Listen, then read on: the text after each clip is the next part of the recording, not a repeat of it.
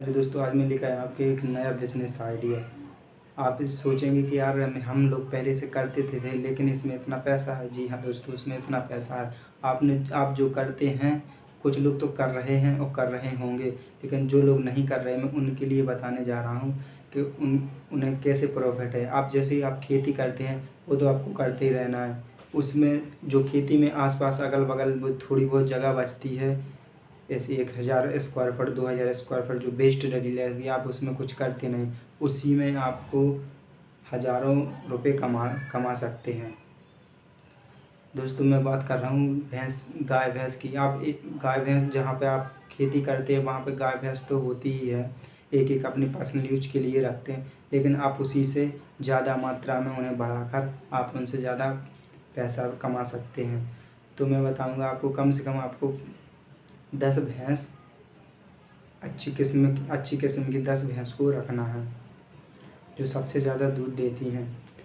कुछ भैंसें हैं मुर्रा भैंस, जैसे मुर्रा भैंस है, वो एक दिन में 10 से 15 लीटर दूध देती है। तो आपको ऐसे ही 10 कम से कम 10 गायों को रखना है। अब 10 गायों को रखोगे आप, तो उनसे काफ़ी दूध निकलेगा। आप उस दूध को आसानी से मार्केट में बेच सकते हैं, जिससे आपको काफ़ी मुनाफा होने वाला है। क्योंकि दोस्तों, पहले दूध बिकता था लीटर में, अब बिक रहा है फैट से। जो मशीन आपको बताएगी, आपका उसी रेट से आपका दूध बिकेगा। जिससे अगर यदि आप उसमें पानी भी मिला लेते तो उसका कोई फ़ायदा नहीं, क्योंकि आपका प्योर दूध बिकेगा।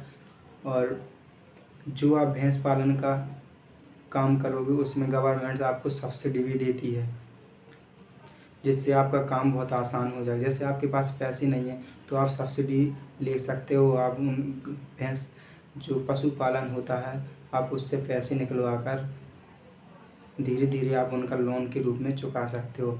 आपको उसमें कुछ नहीं करना है। जो आपको वहाँ से पैसा आएगा, वही पैसा आपको वहाँ पे लगाना है। यदि आप अकेले हैं और खेती का आप करते हैं और आपके पास टाइम नहीं बचता, तो वहाँ पे 1-2 वर्कर आप रख सकते हैं। जो गाँव में ज़्यादातर वर्कर बहुत ही सस्ते मिल जाते हैं, तो आप वहाँ से वर्कर लेकर रख सकते हो, जिससे उनका खर्चा भी आराम से निकल आएगा। बेचकर पैसा कमाओगे वो तो अलग है। यदि आप उसी में अगर आप सरकारी डेयरी खोलते हैं, तो जो आसपास के और भैंसों का दूध है, वो भी आप अपने यहाँ पे रखेंगे और आप बाहर सप्लाई करेंगे, तो आपको और डबल मुनाफा होगा। यदि आप ऐसा नहीं करते हैं, तो जो उनका गाय का गोबर होता है, वो गोबर को इकट्ठा करके आप केंचुए की खाद बना सकते हैं। केंचुए की खाद भी काफ़ी महंगी बिकती है। यदि आप ज़्यादा मात्रा में बनाना चाहते हैं, तो आसपास का जो गोबर होता है, वो इकट्ठा करके और आप